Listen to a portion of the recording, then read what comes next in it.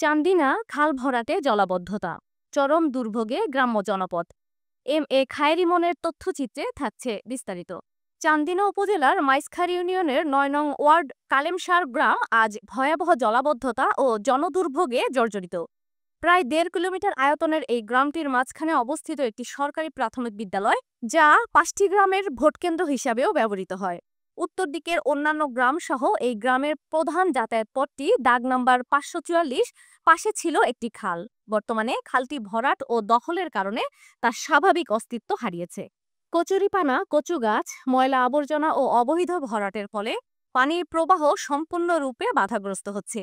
অল্প বৃষ্টিতেই আশেপাশের বসতবাড়ি ও শতবর্ষ পুরনো কবরস্থান পানিতে তলিয়ে যাচ্ছে। কৃষিজমি নষ্ট হয়ে চাষাবাদ ব্যাহত হচ্ছে। গ্রামীণ অবকাঠামো ও জনজীবনে এর প্রভাব পড়েছে ভয়াবহভাবে। পাশের পাকা সড়কের সাথেই অবস্থিত প্রধান খালটির বর্তমান অবস্থা পরিস্থিতিকে আরও শোচনীয় করে তুলেছে। আজ প্রশ্ন জাগে, খালগুলো একের পর এক দখল ভরাট হয়ে ভাগাড়ে পরিণত হলেও কি পরিবেশ অধিদপ্তর, পানি উন্নয়ন বোর্ড, বিএডিসি কিংবা এলজিইডি বিষয়টি দেখছে না? জনগণের বারবার আবেদন সত্ত্বেও খাল খনন ও পুনরুদ্ধারের কার্যকর কোনো উদ্যোগ দেখা যাচ্ছে না। বাজেট থাকলেও নামমাত্র কাজ হচ্ছে, যা কেবল কাগজেই সীমাবদ্ধ। প্রশাসনের নীরবতা ও উদাসীনতায় জনমনে গভীর ক্ষোভ ও হতাশা সৃষ্টি হয়েছে।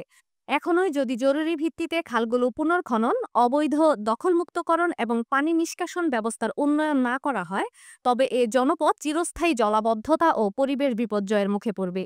তাই রাষ্ট্রীয় প্রশাসনের প্রতি আমাদের জোর আবেদন, দ্রুত খাল পুনর্খননের কার্যকর ব্যবস্থা গ্রহণ, অবৈধ দখলদারদের উচ্ছেদ এবং দীর্ঘমেয়াদী পানি নিষ্কাশন পরিকল্পনা বাস্তবায়ন।